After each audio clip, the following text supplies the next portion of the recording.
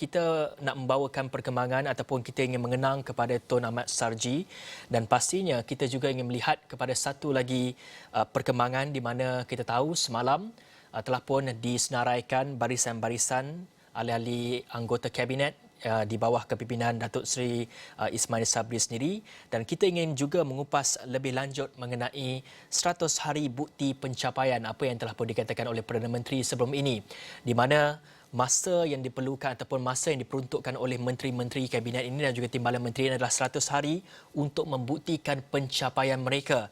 Dan pasti kita ingin melihat kepada isu ini, isu pembentukan kabinet ini, di mana ketika kabinet baru memberi tumpuan dalam menangani penularan COVID-19, dari segi aspek pendidikan juga perlu diberikan hala tuju yang jelas. Dan kita akan bersama dengan di talian ketika ini Presiden Ikatan Guru-Guru Muslim Malaysia iGuru, Muhammad Azizi Hassan, untuk kita membincangkan di sektor pendidikan bagaimana kita ingin memperkasakan sektor pendidikan ketika kita berdepan dengan pandemik ini, murid ataupun pelajar tidak dapat ke sekolah, dan juga kita nak lihat juga kepada peperiksaan-peperiksaan awam apa agaknya langkah-langkah dan juga apa agaknya dari segi peranan dan juga tanggungjawab yang perlu dimainkan, perlu digalas oleh setiap ahli-ahli kabinet ini untuk merealisasikan ataupun untuk kita memastikan murid-murid ini tidak tercicir daripada mendapat pendidikan. Dan untuk itu kita akan bersama dengan Muhammad Azizi Hassan, sudah bersedia di talian. Assalamualaikum, Cik Azizi. Waalaikumsalam warahmatullahi wabarakatuh. Cik Azizi, kita dah lihat kepada pembentukan kabinet, Datuk Razak Jidin masih lagi memegang portfolio sebagai Menteri Pendidikan. Kita nak lihat kepada penyelidikan sosial dan juga ekonomi seri. Ada mencadangkan kerajaan untuk mempertimbangkan penggunaan pembantu pengajar dalam membantu tenaga pengajar yang berdepan dengan kesukaran menggunakan peranti digital, mungkin ekoran daripada kurang latihan. Adakah cadangan ini realistik untuk dilaksanakan dan bagaimana ia boleh dilaksanakan? Okey, pertamanya saya ingin mengambil kesempatan ini mengucapkan setinggi-tinggi tahniah kepada Yang Berhormat Menteri Kanan Pendidikan Datuk Razak Jidin kerana sekali lagi dipilih untuk menjadi Menteri Pendidikan. Dan sudah satu pemilihan beliau sebagai Menteri Pendidikan untuk meneruskan perancangan-perancangan yang telah dijalankan sebelum ini. Seperti mana yang kita ketahui, kita hari ini berdepan dengan isu besar, iaitulah kita berdepan dengan pandemik COVID-19, dan pandemik COVID-19 telah memberi kesan besar kepada bukan saja dari aspek ekonomi, kesihatan, bahkan kepada aspek pendidikan. Dan cabaran kita dalam pendidikan ketika pandemik ini ialah kita nak menangani pelajar-pelajar yang berdepan dengan bentuk pembelajaran yang baru, yang kita kata pembelajaran secara PDPR, dan berdasarkan data-data dan maklumat, kebimbangan kita adalah aspek keciciran pelajar daripada pendidikan atau yang disebut sebagai the lost generation. Dan dalam hal ini saya fikir Kementerian Pendidikan perlu memikirkan langkah-langkah yang proaktif dan juga pelan intervensi bagi memastikan apa yang dirancang dan masalah keciciran pelajar ini dapat diatasi. Dan mungkin salah satu daripada cadangan ini adalah pembantu guru. Namun apabila kita kata untuk melantik pembantu guru sebagai mengukuh sektor pendidikan akibat pandemik ini, antara yang perlu difikirkan oleh pihak KPM ialah adakah keperluan pembantu ini dapat menyelesaikan masalah-masalah yang sedia ada. Yang kedua, isu vaksinasi juga perlu diberi perhatian supaya sekolah dapat dibuka dengan baik dan kita dapat meneruskan pembelajaran dengan baik. Dan yang ketiga saya lihat di sini ialah sebelum ini pihak KPM telah melantik memilih guru secara one off untuk ditempatkan sebagai guru. Jadi ini antara langkah-langkah yang kita kata sebagai intervensi ke arah nak menangani isu-isu yang sedang berbangkit. Dan saya fikir segala keputusan yang dibuat itu mungkin telah mengambil kira semua aspek, dan kita harap kalau keputusan dibuat untuk mengambil pembantu guru ini, perlulah pembantu guru ini diberikan latihan yang cukup dan diberikan kemahiran yang cukup supaya mereka dapat melaksanakan tugas keguruan itu dengan baik. Jadi apa-apapun hal, saya fikir pihak KPM telah mempunyai pasukan pemikir ataupun juga pakar-pakar tersendiri yang melihat keperluan mereka untuk menentukan apakah kaedah yang terbaik untuk menangani PDPR dan juga keciciran pendidikan ini.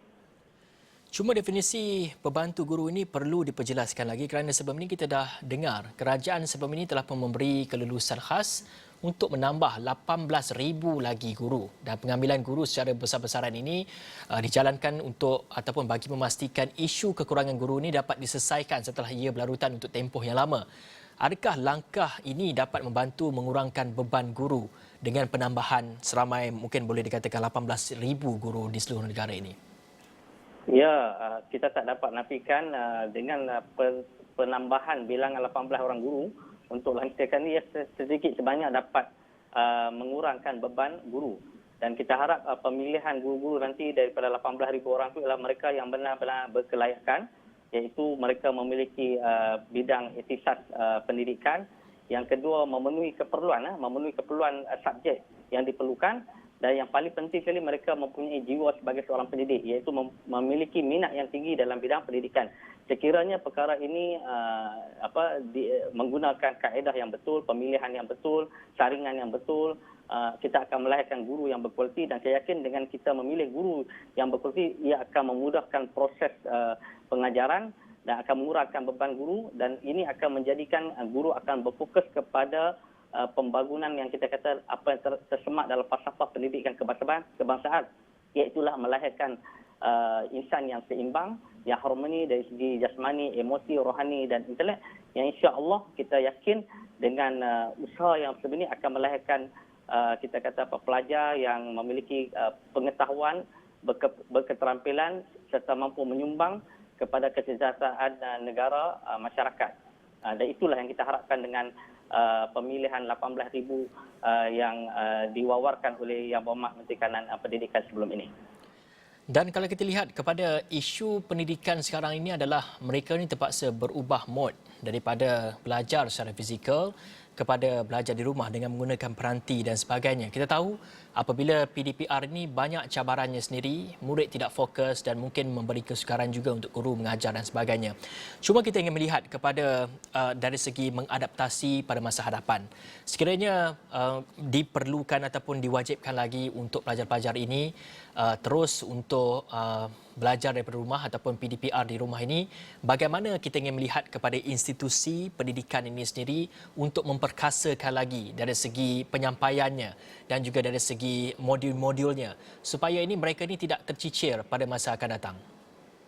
Ya, sebab itu saya suka menyatakan di sini antara yang perlu dilakukan oleh Yang Berhormat Menteri Kanan Pendidikan setelah sekali lagi beliau dilantik sebagai Menteri Pendidikan. Yang pertama sekali perlu ada satu pelan pemulihan pendidikan. Perlu ada pelan pemulihan pendidikan yang kita kata pelan ini akan dapat membantu kita keluar daripada masalah pendidikan ketika pandemik ini atau kita berdepan dengan masalah PDPR. Jadi apabila kita ada pelan pemulihan pendidikan ini, kita kena lihat pertama merapatkan jurang digital di antara sekolah bandar dan sekolah luar bandar. Yang kita sebenarnya cuba merapatkan jurang kita kata pendidikan antara sekolah bandar, luar bandar dan infrastruktur. Jadi kalau kita tak selesaikan benda ni, ia akan melebarkan jurang digital antara sekolah bandar dan sekolah luar bandar. Jadi langkah yang pertama ialah pihak KPM perlu ada pelan pemulihan pendidikan yang jelas untuk menangani PDPR. Dan antara benda yang perlu diselesaikan di sini ialah pemberian alat paranti SPNI yang diwawarkan oleh Yang Berhormat Menteri Kanan Pendidikan untuk memberikan 150,000 laptop kepada pelajar. Adakah benda ini telah disempurnakan ataupun telah diselesaikan? Jadi perkara ini perlu dilihat supaya kita tidak ada berlaku lagi keciciran dan kita dapat bergerak ke depan untuk mendepani pembelajaran secara digital. Dan perkara yang kedua ialah di segi kurikulum juga dan juga kompetensi guru perlu ditingkatkan. Bermakna guru-guru kita perlu diperkasakan kemahiran mereka, keilmuan mereka, keguruan mereka dalam bidang digital ini supaya mereka bersedia untuk berdepan dengan yang disebut sebagai cybergogi, teknologi, hotsagogi dan ini semua diperlukan oleh guru untuk mereka mendepani cabaran digital pendidikan. Itu yang pertama. Yang kedua ialah isu vaksinasi yang saya fikirkan antara benda yang perlu dilaksanakan dalam tempoh satu hari ini ialah memastikan semua guru kita ini mendapat vaksinasi sekurang-kurangnya pada dos yang pertama dan kalau boleh kepada dos yang kedua. Dan bukan sahaja setakat guru, saya fikir di sini ialah pelajar-pelajar juga perlu dipastikan mereka mendapat vaksinasi supaya apabila sekolah nanti dibuka, aspek keselamatan dan kesihatan murid terjamin dan meyakinkan ibu bapa untuk menghantar anak-anak ke sekolah. Dan yang ketiga, saya fikir antara benda yang perlu untuk dalam keadaan yang sedia ini ialah kalau boleh pihak KPM menubuhkan satu majlis tindakan pendidikan sesuai dengan era pandemik ini untuk melibatkan pelbagai pihak. Melibatkan pelbagai pihak sama ada daripada kesatuan-kesatuan pendidikan seperti Kongres, NUTP dan juga wakil-wakil ibu bapa, pakar-pakar pendidikan, tokoh-tokoh pendidikan dan mungkin juga sebagai dasar engagement pihak kerajaan dengan pembangkang boleh melibatkan wakil-wakil daripada pembangkang untuk duduk semeja, kita memikirkan apakah pelan yang terbaik, perancangan terbaik untuk memastikan kita dapat menangani isu-isu PDPR ketiga pandemik ini. Antara saya fikir langkah-langkah yang perlu dilakukan oleh pihak KPM dan juga Yang Berhormat Menteri untuk memastikan kelestarian pendidikan kita dapat diteruskan, dan yang paling penting kita nak ialah pelajar-pelajar kita dapat diselamatkan daripada keciciran pendidikan dan kita bersedia bergerak ke depan untuk mengharungi ataupun kita bersedia dengan pendigitalan pendidikan yang amat-amat kita kena bersedia ke arah tersebut sesuai dengan dunia yang sudah berubah dan bersifat global pada hari ini. Cuma yang kita nak lihat juga kepada perancangan di pihak kementerian sendiri. Mungkin sebelum ini kita dapat lihat pelbagai episod kejap buka sekolah, kejap tutup sekolah. Jadi ia sedikit sebanyak akan memberi kesan kepada ibu bapa. Ada ibu bapa yang baru saja membeli telefon pintar dan juga peranti elektronik dan sebagainya, dan akhirnya selang seminggu selepas itu sekolah pula dibuka. Jadi ia akan memberikan kesan kepada ibu bapa dan juga mood pelajar-pelajar itu sendiri. Bagaimana agaknya di pihak kementerian dan juga pihak kerajaan sendiri perlu merencanakan satu perancangan yang khusus, satu perancangan jangka masa yang panjang ataupun kita melihat kepada jangkaan-jangkaan kepada kes COVID-19 ini untuk kita pastikan segala pengumuman ini diberitahu awal supaya ibu bapa dan juga pelajar mahupun guru boleh bersedia sekiranya sekolah ini dibuka ataupun ditutup ataupun diteruskan PDPR ini. Ya, saya setujulah supaya pihak kementerian pendidikan perlu merangka satu perancangan yang bukan saja perancangan untuk jangka masa pendek tetapi perancangan untuk jangka masa panjang berdasarkan data dan sains. Ini penting supaya kita tidak merangka ataupun merancang keputusan-keputusan di peringkat kementerian ini berdasar atas sentimen politik dan sebagainya. Jadi ini penting, sebab itu perlu pihak KPM berada bersama dengan mereka yang pakar dalam pendidikan, membuat kajian sains dan data melihat berapa ramai pelajar kita yang terdetek, apa masalah alat peranti, dan semua ini perlu diselaraskan supaya kita dapat membuat tindakan-tindakan yang kebijakan yang baik untuk manfaat pendidikan negara kita. Dan saya fikir dalam hal ini Kementerian Pendidikan mempunyai ramai pakar dan juga